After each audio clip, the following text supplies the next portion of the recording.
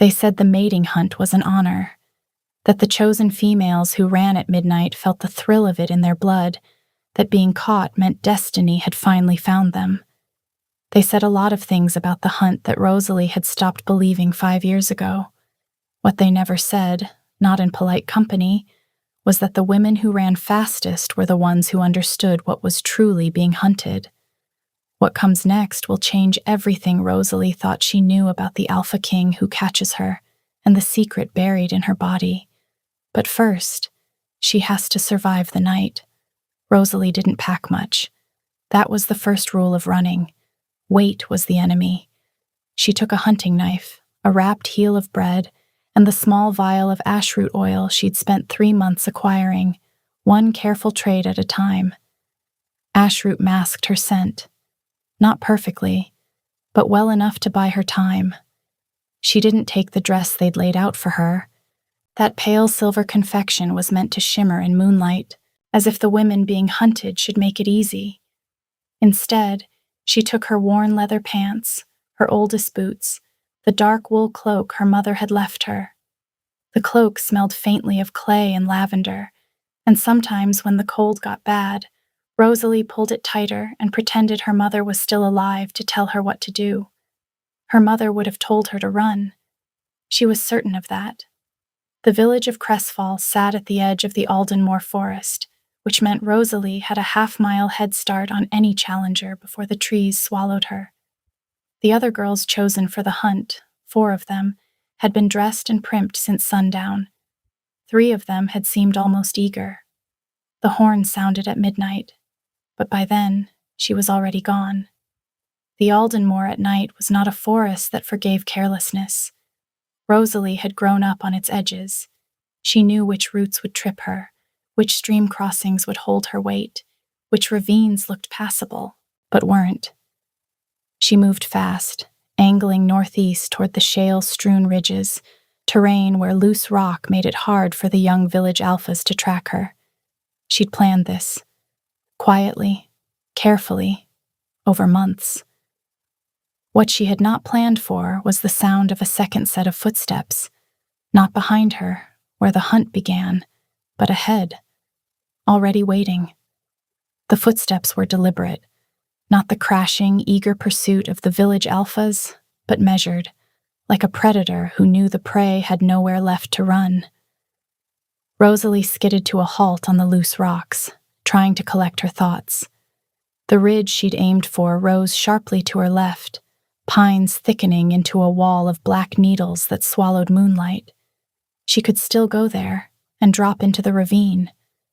But the sound came again, a single boot scraping stone, close enough that she felt the vibration in her soles.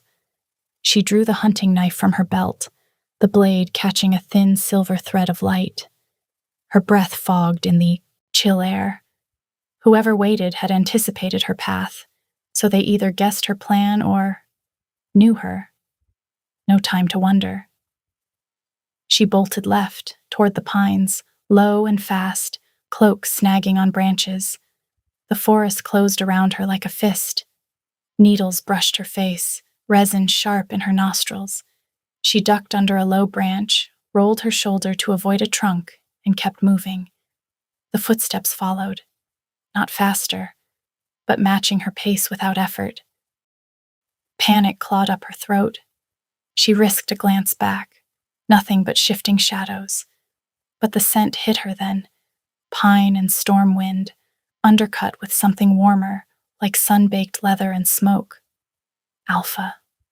Powerful. Not one of the village boys drunk on moonlust and bravado. This was older, deeper, the kind of scent that made the fine hairs on her arms stand up and her suppressed instincts stir despite the ashroot. She pushed harder, lungs burning, thighs screaming.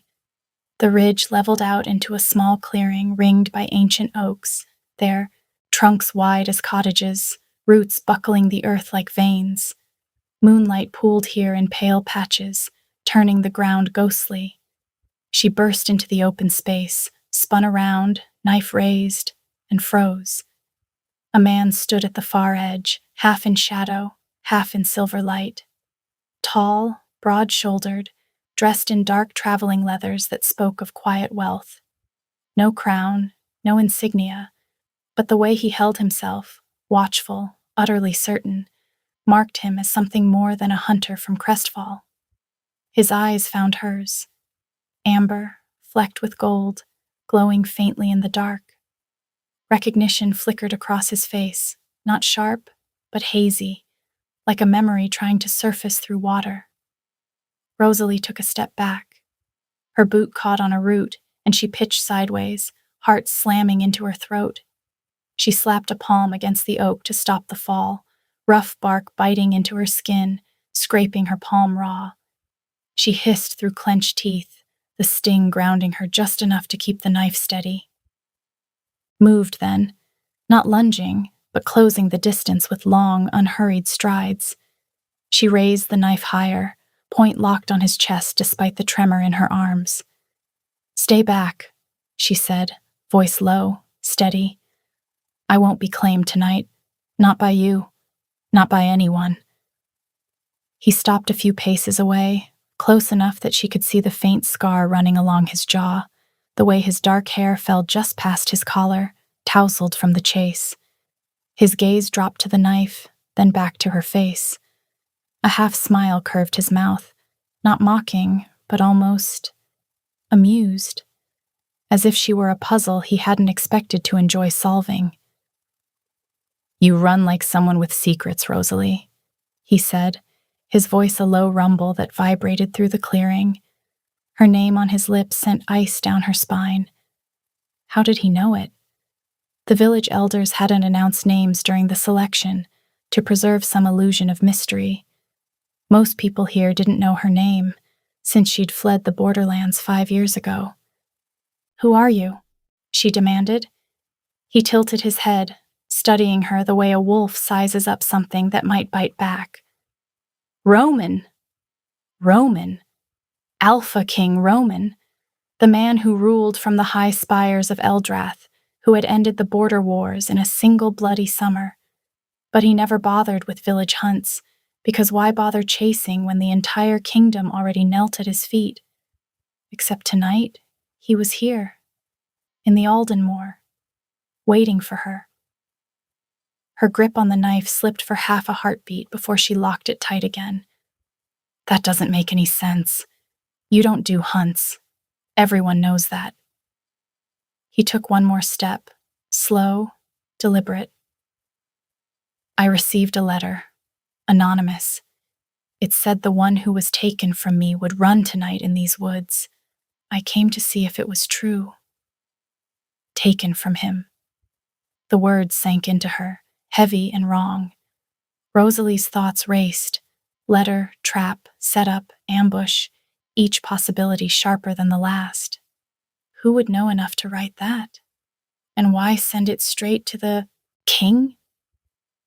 Then the mate bond stirred, a sudden living pull deep in her chest, like a rope yanked taut despite being buried under ashroot and willpower. Heat bloomed low in her belly, uninvited but undeniable. Her skin prickled, her breath hitched. She'd never felt anything like this. Raw, electric, as if her body recognized him before her mind could say no. Pulse hammering in her throat, thighs clenching against the traitorous warmth spreading between them.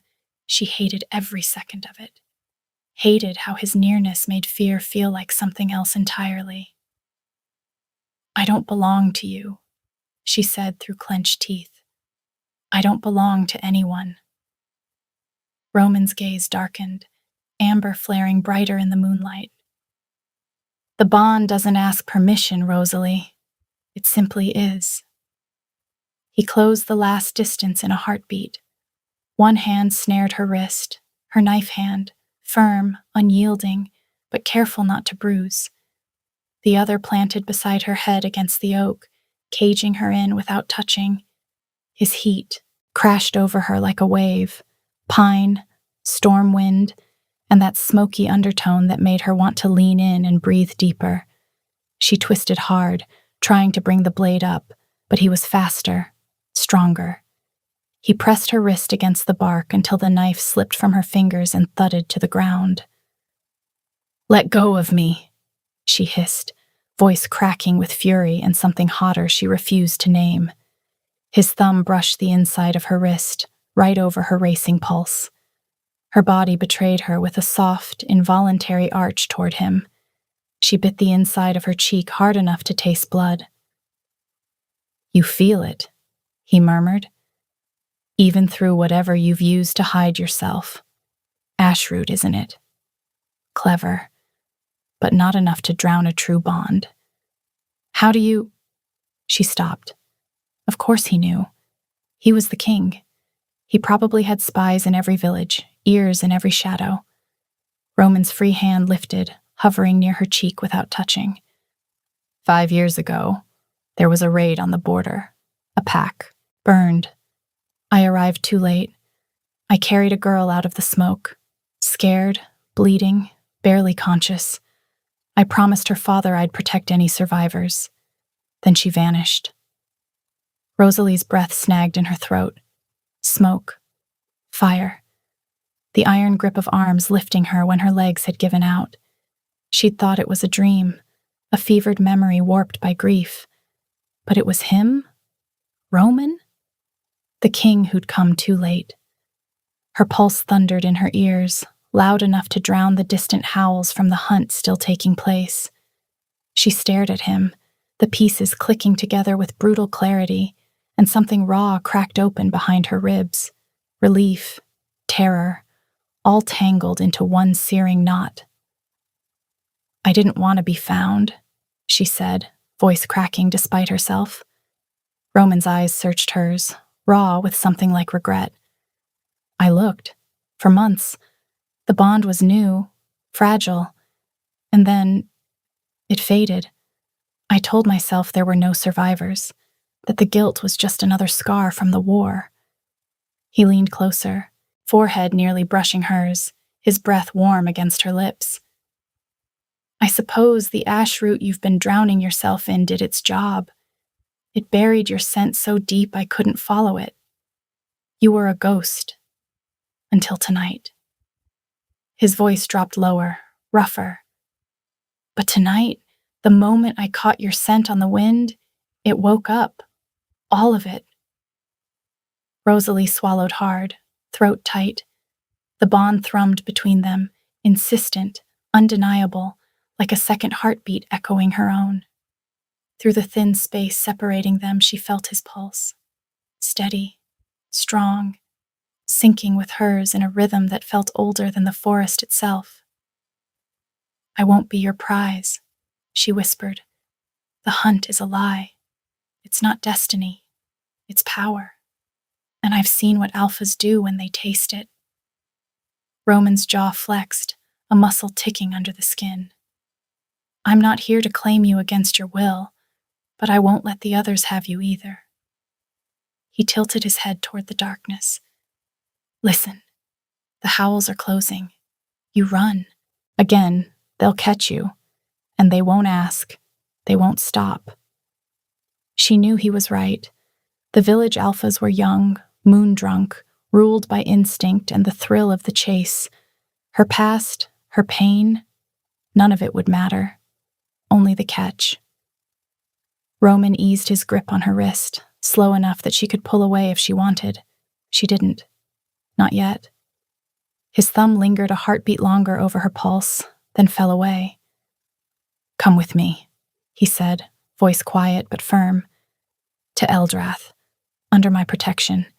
No claiming, no forced bond, just safety until the moon wanes and we figure out what this is."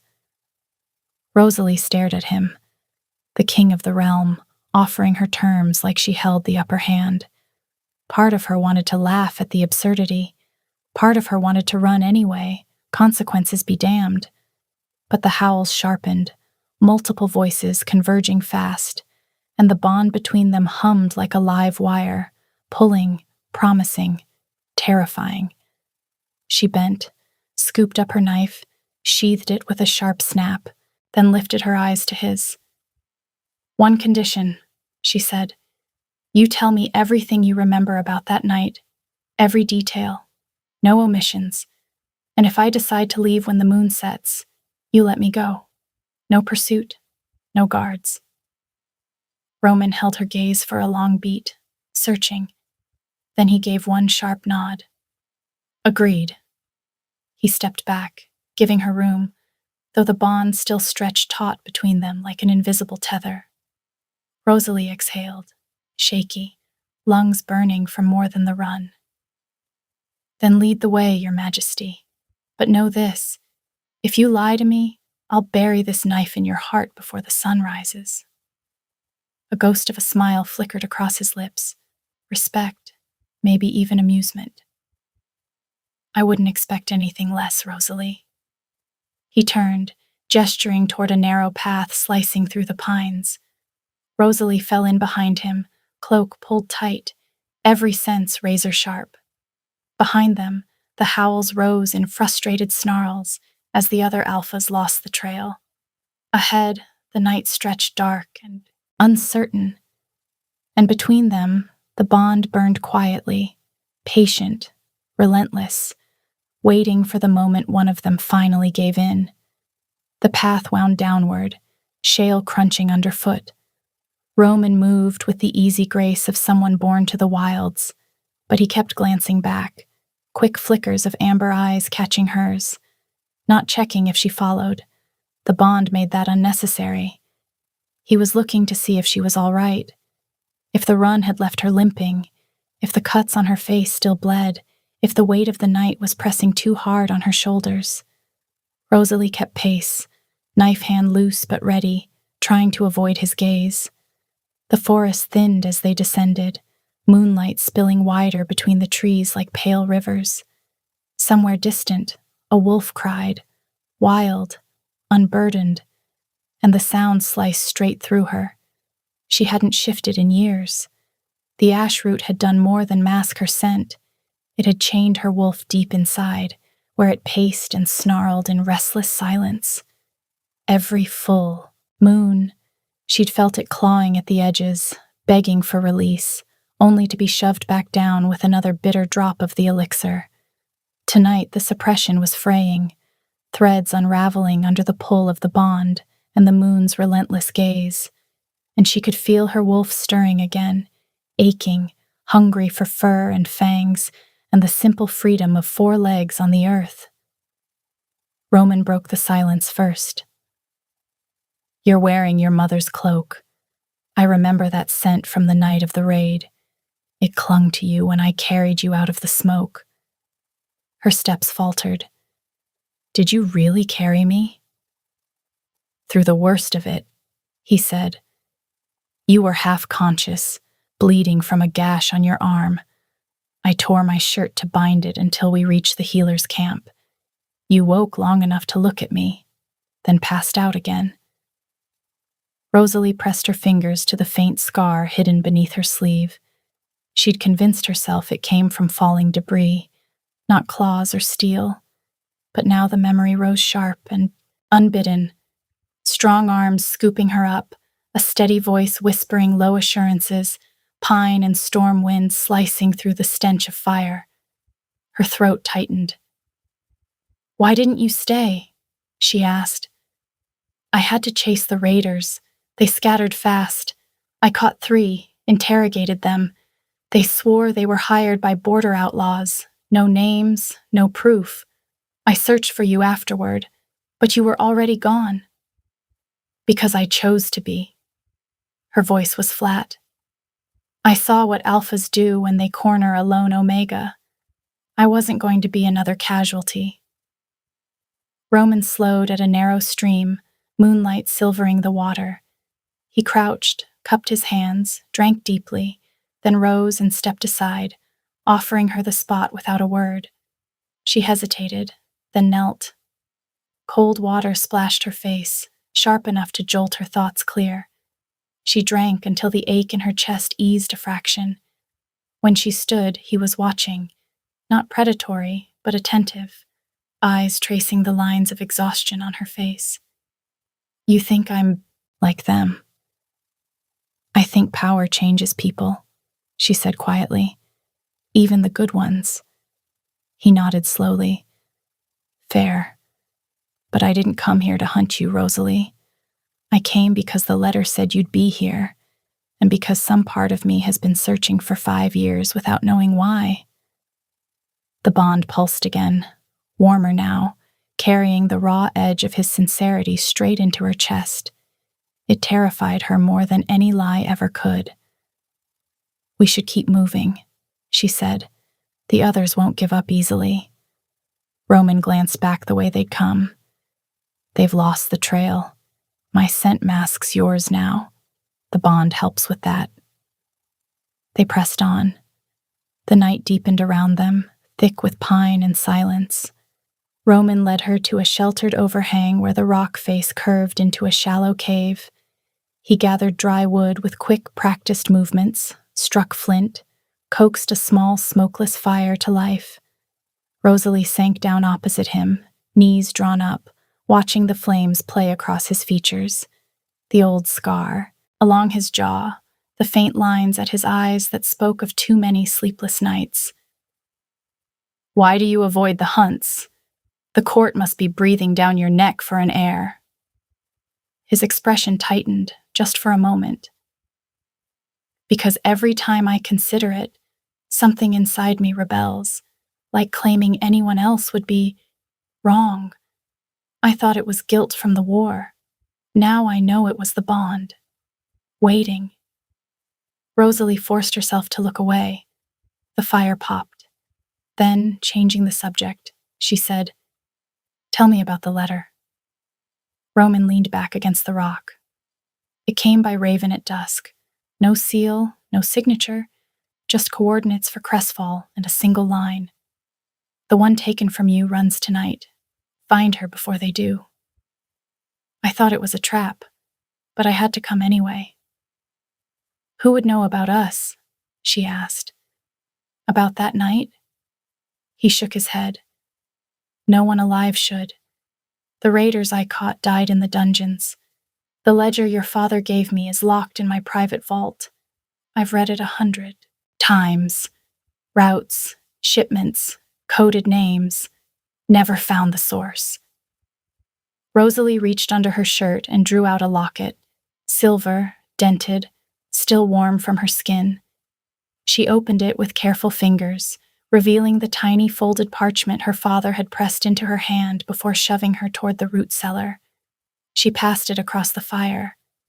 Roman took it gently, unfolded the fragile paper, and scanned the lines. His eyes widened fractionally. This matches the ledger. Exact roots. But there's a symbol here I don't recognize. He traced the small glyph in the margin, a circle bisected by a jagged line. It wasn't in the main pages. Rosalie's throat tightened. My father said it was a mark used by the one giving orders. He never learned the name. Roman stared at the symbol for a long moment, then folded the paper and handed it back. We'll find out. Together. The words settled between them, weighted and warm. Rosalie closed the locket with a soft click. I'm not staying in. Eldrath forever. But if there's a chance to end the Shadowroot trade, to stop whatever killed my family, I'll help you. Roman met her eyes across the flames. Agreed. The fire crackled between them, sparks drifting upward into the night.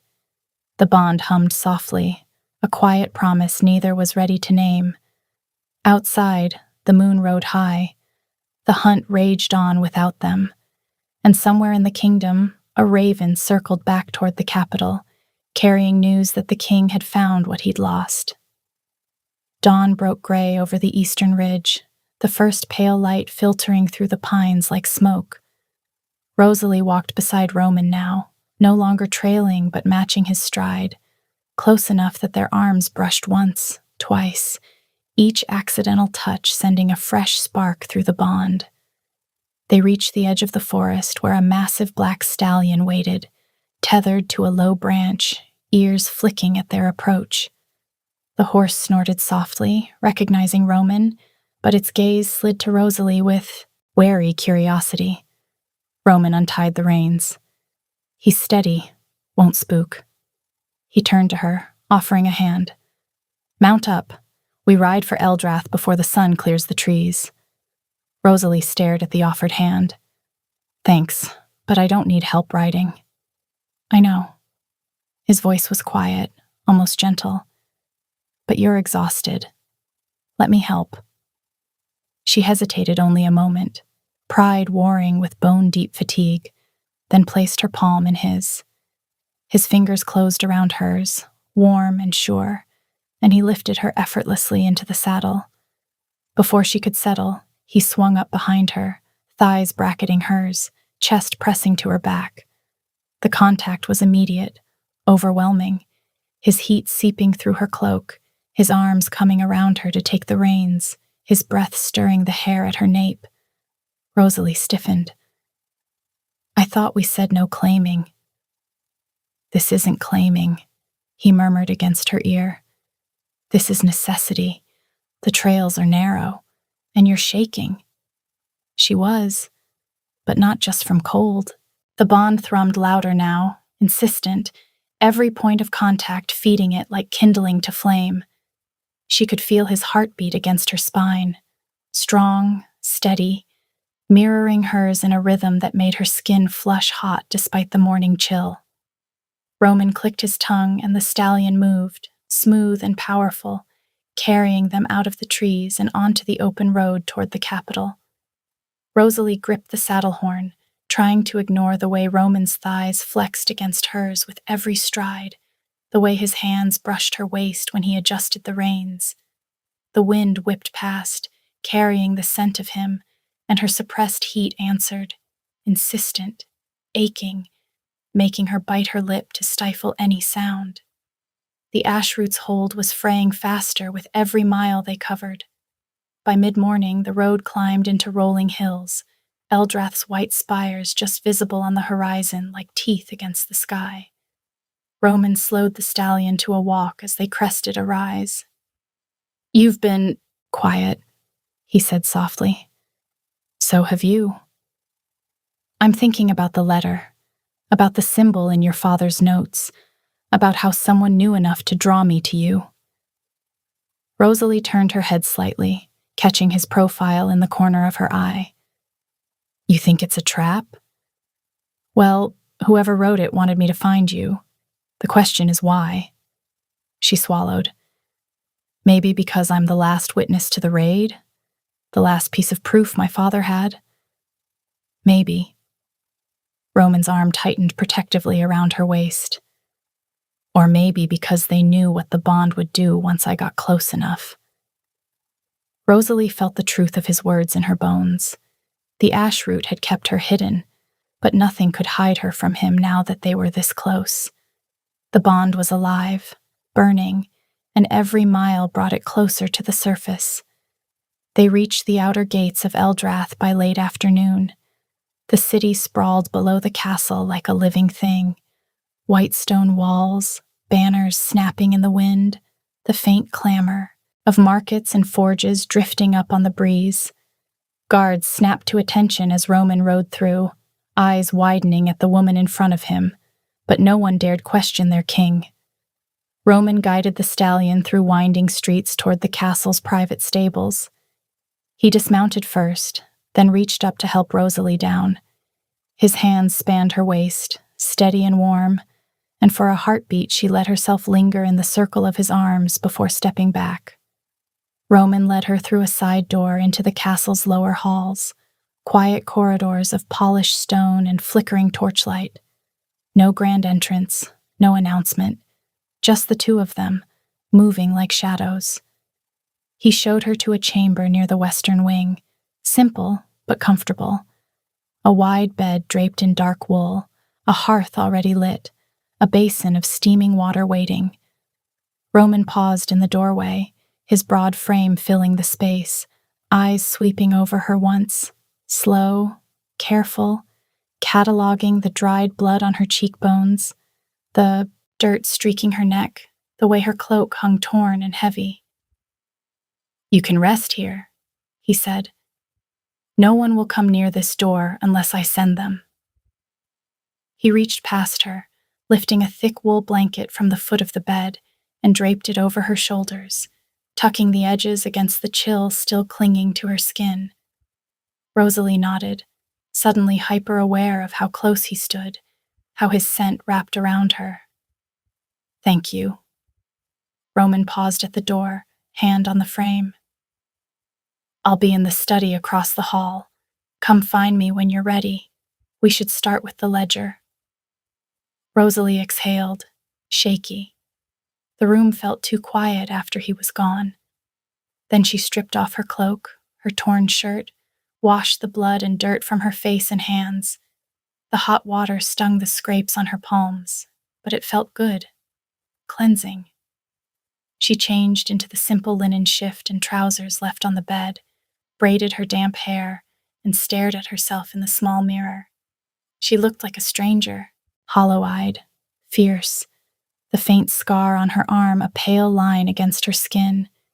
She wasn't ready for any of this, but she wasn't running anymore either. Across the hall, Roman's study was warm with lamplight and the smell of old parchment. He stood at the long table, sleeves rolled to his elbows, the ledger open before him as he traced a line of coded payments with one scarred finger. His dark hair had fallen into his eyes, and he pushed it back absently, until he looked up and saw her in the doorway. Something in his face softened instantly. His gaze swept over her, slow, deliberate, appreciative, taking in the clean shift she'd changed into, the faint flush still lingering on her cheeks from the hot water. You clean up beautifully, he said, though I have to admit I liked the wild look too. The pine needles suited you. Rosalie felt heat crawl up her neck despite herself. She crossed her arms, trying to hide how the words landed. Let's start with what my father wrote. He smiled, small, crooked, and pulled her chair closer to his before he sat again. They worked through the night side by side, shoulders nearly touching. Roman read aloud from the ledger, routes, dates, coded payments, pausing whenever she leaned in to point out a detail from memory or the parchment in her locket. Every time their arms brushed or her knee bumped his under the table, the bond sparked softly, like embers flaring. The symbol in the margin kept pulling their eyes back, a circle bisected by a jagged line, simple but deliberate. Neither had seen it before, but it felt like the key to everything, a quiet taunt on the page. Hours slipped away. The fire burned low, casting long shadows across the room. Roman's voice grew rougher with fatigue. When Rosalie's gaze drifted to the window, where the moon still hung high and smug, he noticed immediately. He set the quill down. You're exhausted. We can continue tomorrow. She shook her head. I'm fine. He stood, came around the table, and knelt in front of her chair. Before she could protect, he reached for her hands, gentle, deliberate, turning them palm up in his larger ones. His thumbs brushed lightly over the raw scrapes on her palms, the ones she'd earned slamming into the oak during the chase. These are still open, he murmured. You didn't say anything. She shrugged. They're nothing.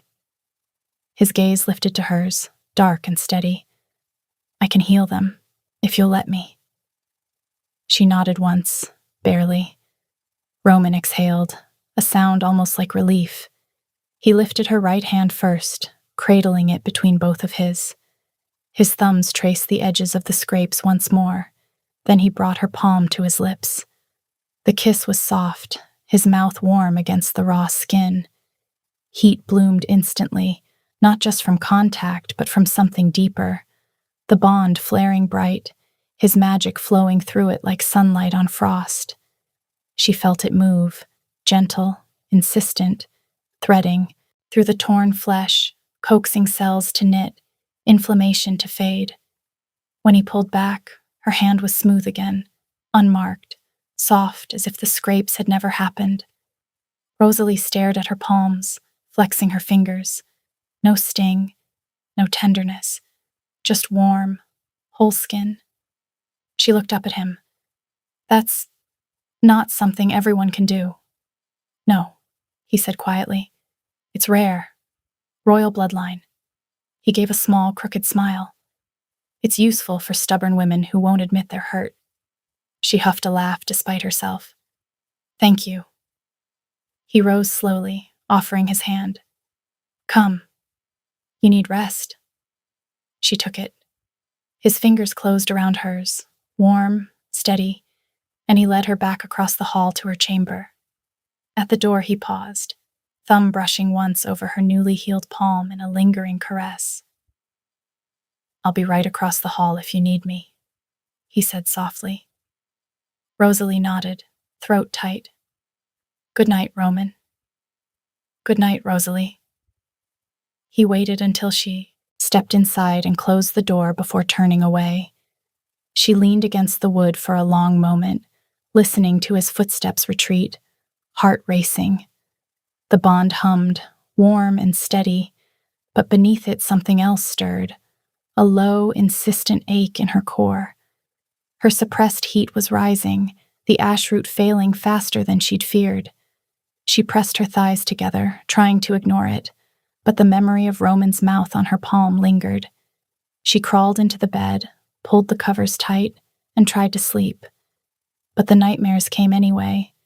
She was 16 again, curled in the cellar while flames roared overhead. Her father's voice, urgent, calm, telling her to run, to live. Then smoke choked the air, fire licked the beams above, and strong arms lifted her when her legs buckled. A voice cut through the chaos, promising safety. Roman's voice. But the dream twisted. The arms became claws raking her skin. The promise became mocking laughter. The cellar walls closed in, crushing her chest, and she couldn't breathe, couldn't scream. She woke gasping, lungs seizing, body drenched in cold sweat. The room spun. Her heart pounded so hard it hurt. She curled tighter on the bed, knees to chest, shaking uncontrollably, tears streaming hot down her cheeks. She tried to force air past the knot in her throat, but every breath came ragged, panicked.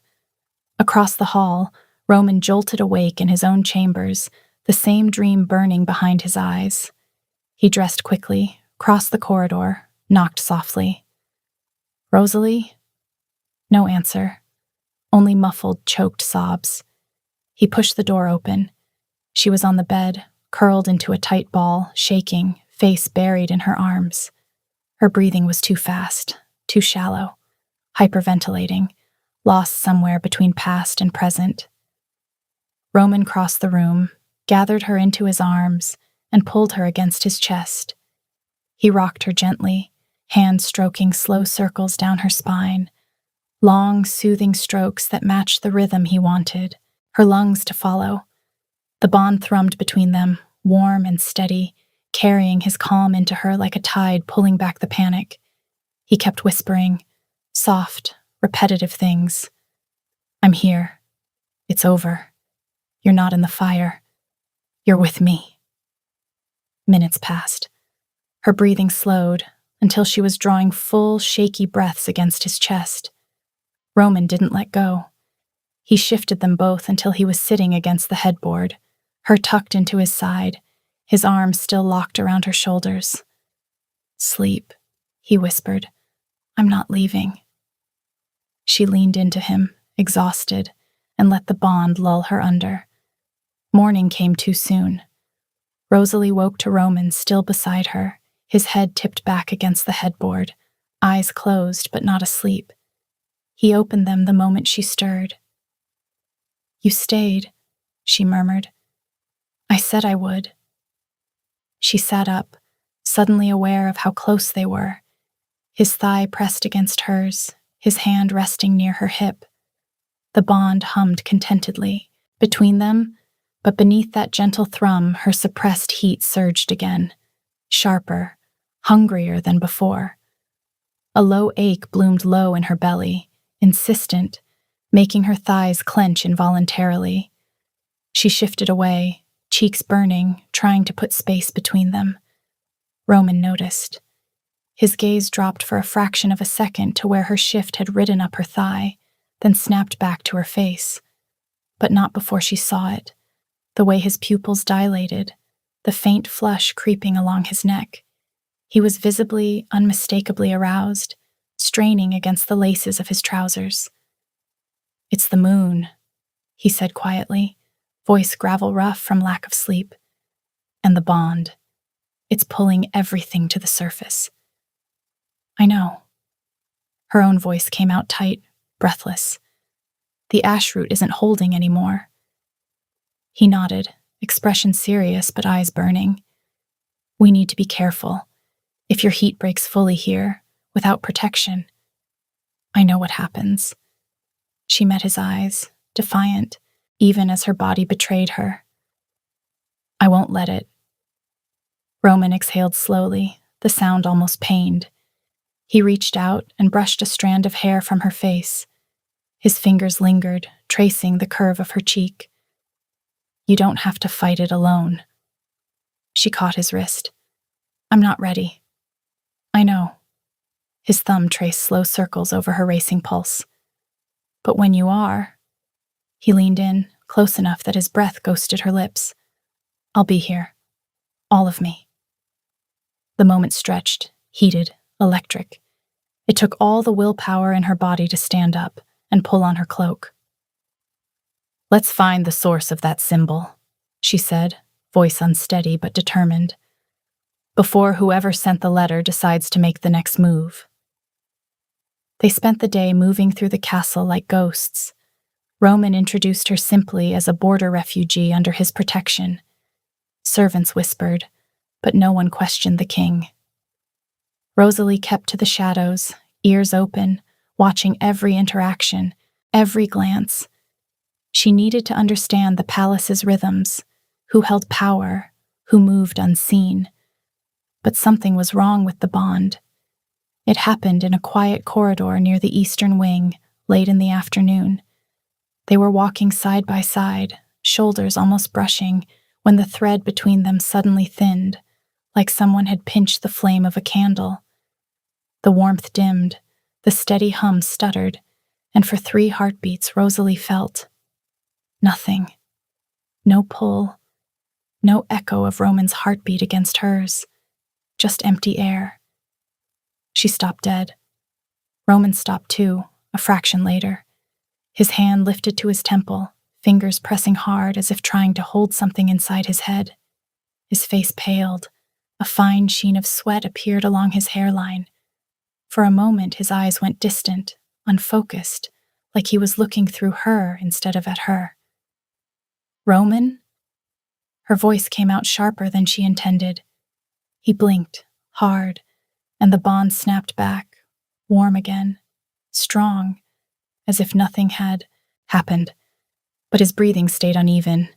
He lowered his hand slowly, knuckles white. "Headache. Old war injury. Nothing new." Rosalie stared at him. "You went somewhere," she said quietly. "Just for a second. Your eyes. You weren't here." Roman exhaled through his nose, rubbing the bridge between his eyes.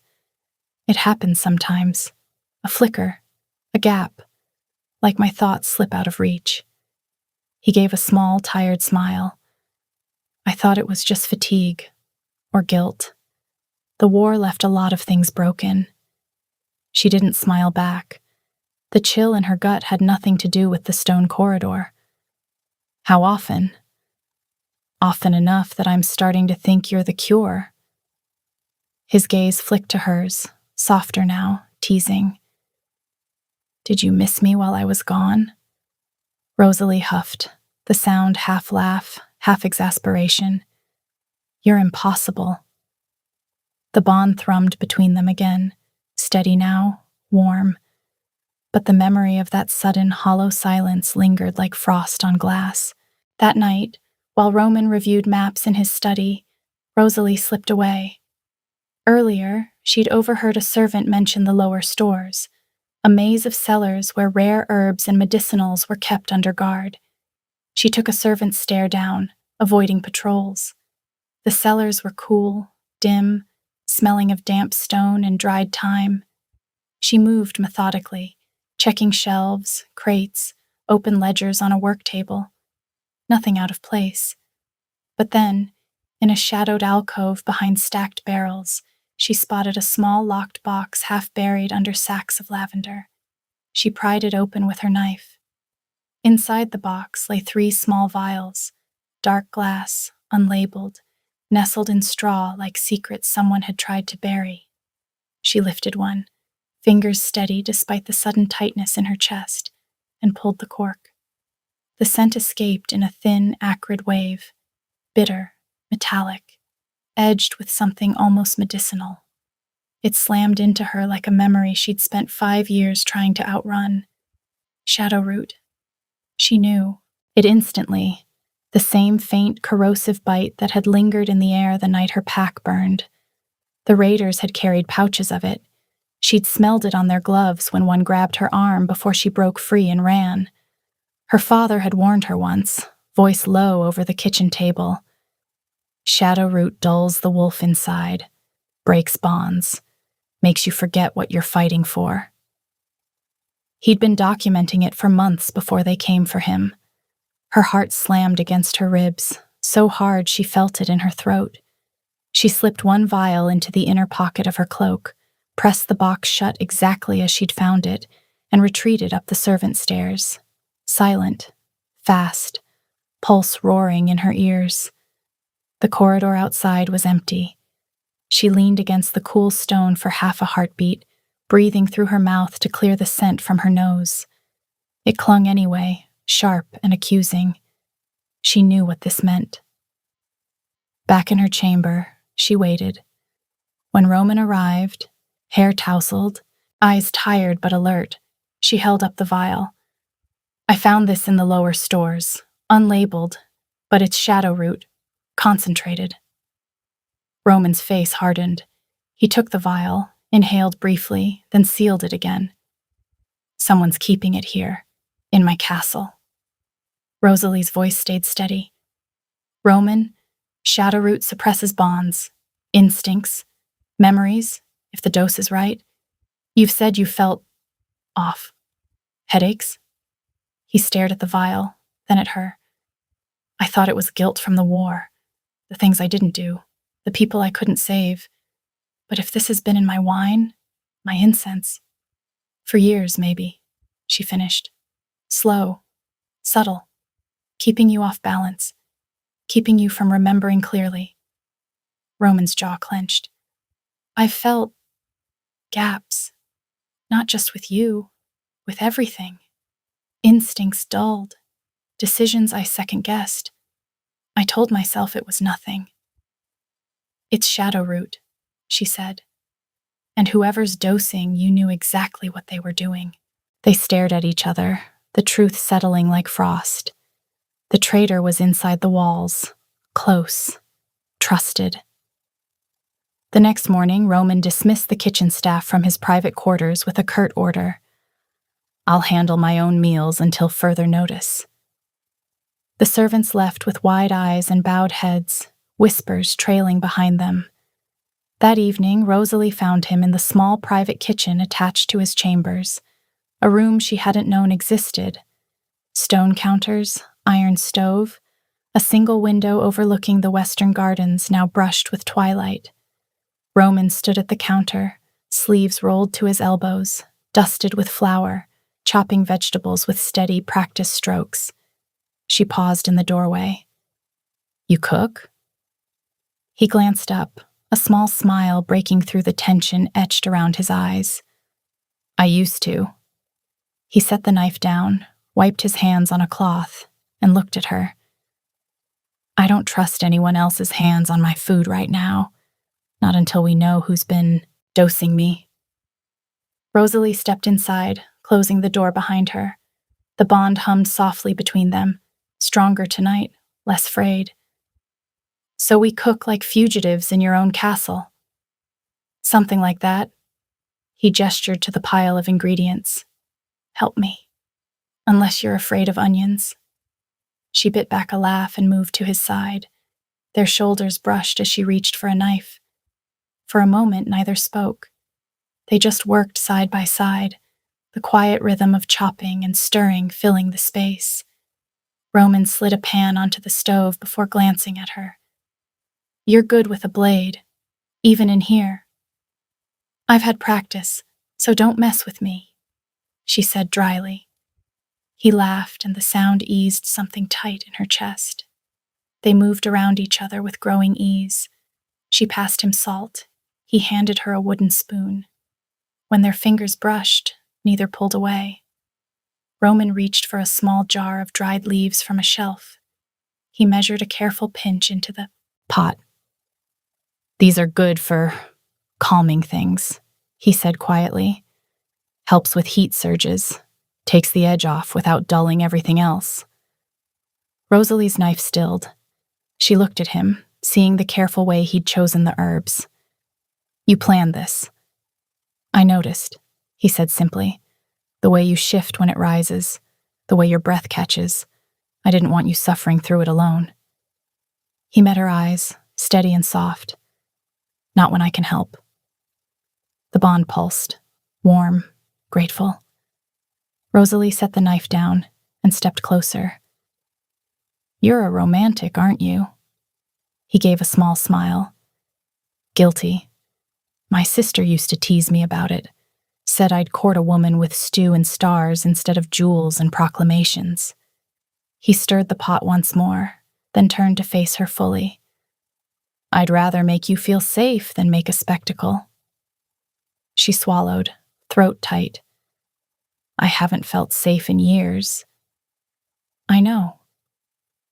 He reached out slowly and tucked a loose strand of hair behind her ear. His fingers lingered against her cheek. But you're safe with me, Rosalie. Always. Rosalie leaned into his touch, letting herself feel it, the warmth of his palm, the steady thrum of the bond, the way his gaze never wavered. Keep cooking, Your Majesty. I'm starving. Roman's smile widened, and he turned back to the stove, but not before brushing his thumb once more across her cheek. As my lady commands. They ate at the small table by the window, simple stew and bread, the meal tasting better than anything she'd had in years. Not because of the food, because they'd made it together, because he'd chosen herbs to ease her heat, because when their knees brushed under the table, neither moved away. For the first time in a long time, neither of them was alone in the dark. The next day, Roman sent discreet inquiries to trusted border contacts, old soldiers who owed him favors, asking about shadow route shipments without alerting the council. Rosalie mapped the palace routines, noting who entered the lower stores, who left with packages, who avoided the cellars entirely. They compared notes each night in the kitchen, cooking side by side, the ritual becoming their only safe ground. The bond steadied in those quiet hours, stronger when they touched, when Roman's hand brushed hers over a cutting board, or Rosalie leaned into him while the stew simmered. Her heat rose in waves, leaving her flushed and restless, but Roman never pushed. He simply stayed close, protective, patient, his presence a steady anchor, until the night the guard died. They were in the kitchen again, Roman stirring broth while Rosalie sliced herbs, when the knock came, urgent, panicked. A guard burst in without waiting. Your Majesty, lower halls, one of yours. His throat was slit, a note was left. Roman's spoon clattered to the floor. They ran. The corridor was chaos, overturned torches spitting sparks, blood slick on stone, a body slumped against the wall. One of Roman's most loyal guards, eyes wide in death, a note pinned to his chest in rough script. She brings ruin. Remove her, or lose everything. Rosalie stared at the words until they blurred. Roman's face went white. Lord Veyron arrived moments later, expression grave but composed. A tragedy. The assassin escaped, but 2 guards swear they saw a woman in a dark cloak fleeing the scene. It's your refugee, Your Majesty. Heat-addled, perhaps. Unstable. Roman's eyes snapped to him. What guards? Veyron gestured calmly to 2 men standing rigid nearby. They saw her near the body, running. One claims she dropped this. He held up a small silver locket, Rosalie's locket, the one she'd worn every day since the raid. The chain was broken, as if torn off in a struggle. Rosalie's hand flew to her throat. She hadn't even noticed it was gone. The bond flickered, thin, uncertain, for the first time since the vial. Roman looked at her, only for a heartbeat. But the hesitation was there. Shadowroot fog, doubt creeping in like ink in water. Pain lanced through her, sharper than any blade. He was doubting her. She turned and walked, fast, controlled, out of the corridor, past the staring guards, out a side door into the night. Branches tore at her cloak. She was heading for the outer woods where she could think, where she could breathe. The bond flickered weakly behind her, thin, distant, like a thread fraying under too much strain. She didn't get far. A whistle sliced the dark, sharp, commanding. Torches flared to life in a wide circle around the clearing she'd stumbled into. Veyron's men, 20, maybe more, emerged from the trees, armed with short blades and crossbows loaded with bolts that gleamed unnaturally under the moonlight. Veyron himself stood at the center, silver hair catching the light like frost, his face calm, almost serene. "You're so predictable, Lady Rosalie," he said. "Always running, always alone." Rosalie drew her knife, backing up slowly, muscles coiling like a spring. "It was you who sent the note." "I shaped the narrative," Veyron replied, his smile polite. "A necessary escalation. The king is compromised. The fog in his mind is thick tonight. Thicker than usual, actually. When he started cooking his own meals, I simply adjusted. Shadowroot in the burners, the linens, even the ink on his parchments. He'll believe what the evidence tells him, and the evidence paints you as the threat." The bond flickered again, weak, distant. Roman was coming. She felt the faint, desperate tug, but the fog was winning. He wouldn't arrive in time. Pain bloomed in her chest, hot and raw, but she shoved it down. "You've been poisoning him for years. Why?" Veyron tilted his head, studying her with mild curiosity. "Because he was weak, unbonded. I gave him clarity. Shadowroot gave him clarity." He lifted his hand, revealing a silver ring etched with a familiar glyph, a circle bisected by a jagged line. "Do you recognize it? The symbol your father chased to his death. It's mine. My bond was severed years ago, my mate taken by the same border wars that scarred your king. I learned then, true power comes from control, not sentiment. No bonds to weaken the mind, no distractions." Rosalie's grip tightened on the knife. "You killed my pack, all of them." "I eliminated obstacles," Veyron correctly evenly. "Your father got too close, saw too much." He gestured. 2 men advanced, blades drawn. Rosalie fought, knife flashing, 1 man down, blood hot and sticky on her hands, but they were too many. A crossbow bolt grazed her thigh. Pain exploded white-hot, her leg buckling. She staggered. Another bolt whistled, laced with shadowroot this time, the bitter scent hitting her nose before it struck her shoulder. The toxin burned through her veins, dulling her edges, but her ashroot tolerance held, just barely. Veyron watched, unruffled. "Take her alive. The king will want to see her execution himself." A roar shattered the night, deep, primal, furious. Roman burst from the trees in wolf form, massive, golden-eyed, teeth bared. He tore into the circle like a storm, ripping through men, blood and screams filling the dark. But the fog lingered, slowing him, instincts blunted, reflexes sluggish. Crossbows twanged, shadow root-laced bolts finding fur, finding flesh. He staggered, blood matting his coat, wounds burning with toxin that deepened the haze in his mind. Still, he kept coming, driven by the bond, by rage, by love that cut through the fog like a blade. Veyron drew his short blade, silvered, poisoned. "Stand down, your majesty, or she dies first." Roman shifted back, bleeding from half a dozen wounds, breathing labored. The fog pressed in, vision blurring, but he stepped between Rosalie and Veyron, shielding her with his body. "You," Roman growled, voice raw. "It was you." Veyron's smile never faltered. "You're late again, my king, just like last time." Rosalie's vision swam. Pain, blood loss, heat surging uncontrollably now, ashroot burned away by adrenaline and terror. The wolf inside her howled, no longer chained. She felt it rise, fierce, desperate, protective. The shift tore through her like lightning through flesh.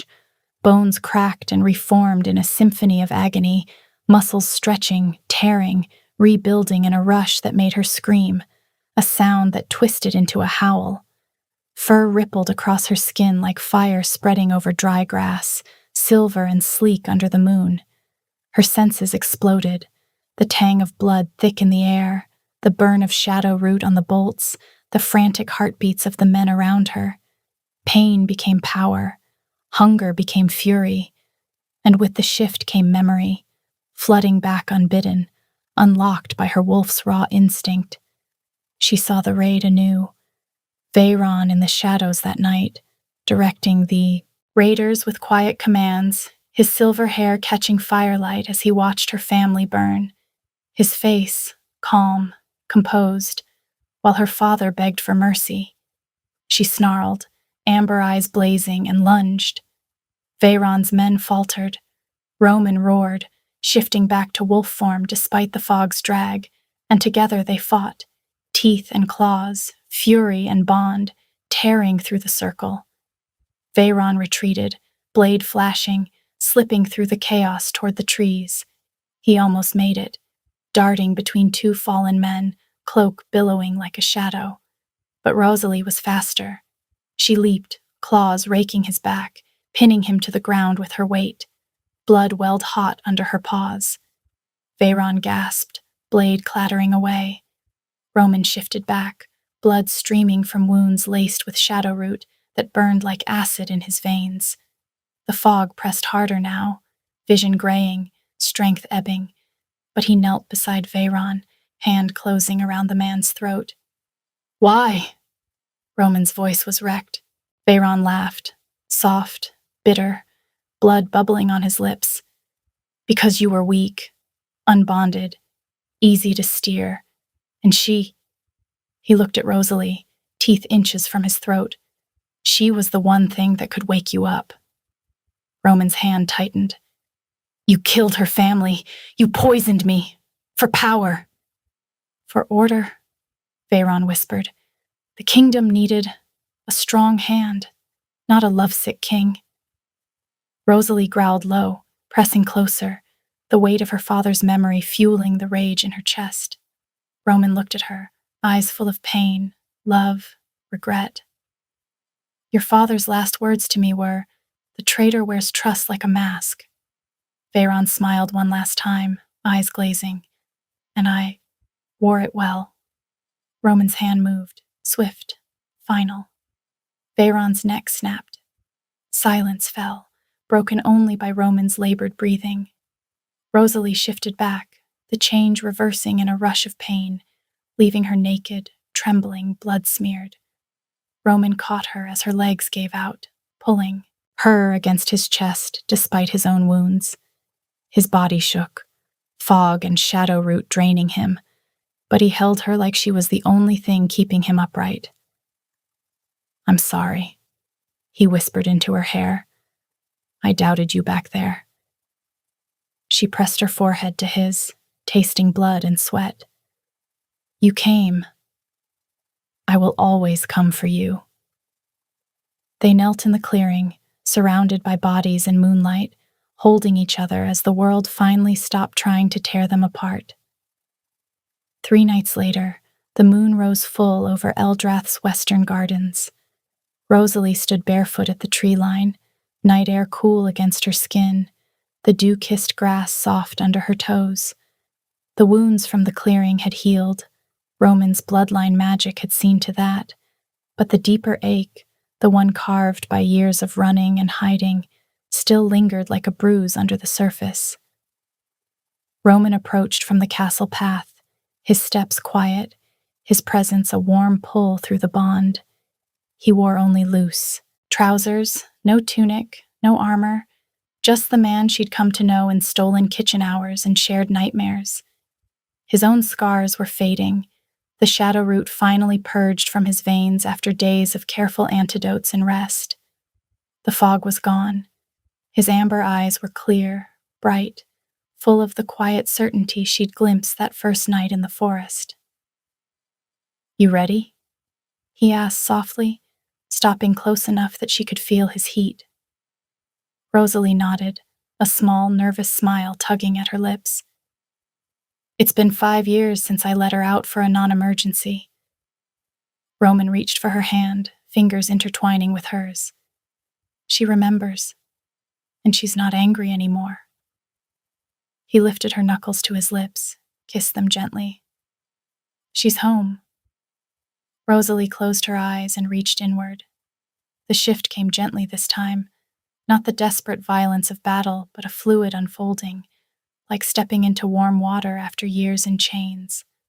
Bones softened and reshaped with a deep, satisfying stretch. Fur rippled silver across her skin like moonlight on a river. Senses bloomed sharp and vivid. The world sharpened, the rich soil under her paws, the night jasmine on the breeze, Roman's pine storm scent wrapping around her. She shook out her coat, tail wagging once, and looked up at him with bright amber eyes. Roman's breath caught. He knelt, running both hands through her thick silver fur, fingers burying deep at her ruff. "Gods," he whispered. "Look at you. Silver like the moon itself." His thumbs traced the soft fur along her jaw. "I saw you fight, but this is different. This is you. Free." Her wolf yipped, pure joy, and nosed into his chest, licking his chin with quick, affectionate swipes. Roman laughed, low and delighted, and shifted in one fluid motion, wheat gold fur rippling over powerful muscle, his massive form gleaming under the moon. He was larger than her, but when he dropped into a playful bow, front paws stretched, tail wagging furiously, it was with the gentle invitation of a mate who knew every scar she carried. Rosalie's wolf yipped again, ecstatic, and bounded forward, nipping lightly at his ear before darting away. Roman gave chase, playful, letting her lead. They tore through the gardens, over low hedges, under arching oaks, the world a blur of silver and gold. She teased him, doubling back to leap onto his back. He rolled with her in the grass, nuzzling her neck, paws gentle as they pinned her for a heartbeat, before letting her up with a happy huff. When they finally slowed, panting, Roman shifted back first. He caught her wolf form mid-leap, cradling her against his chest as she shifted in his arms, silver fur receding, skin warm against his. They tumbled to the grass together, her laughter soft against his neck. Roman pulled her close, hands roaming her back, her sides, memorizing every inch. "I love seeing you like this," he murmured against her hair. He pressed a kiss to her, temple. 5 years chasing a ghost, and here you are, running back to me. Rosalie pressed her face into the crook of his neck, breathing him in. Pine, storm, safety. "I've had a lot of practice with running." He tilted her chin up, eyes soft and shining. "Well, I'd chase you anywhere, Rosalie. Moonlit gardens, battlefields, kitchens, as long as you're running toward me at the end." She smiled, small, real, unguarded, and kissed him slow and deep, hands sliding into his hair. The bond flared bright and golden, wrapping them like a promise finally kept. Which city are you listening from? Let's meet in the comments. And if you'd like to support me, please subscribe. It's free, and it helps more people hear this story.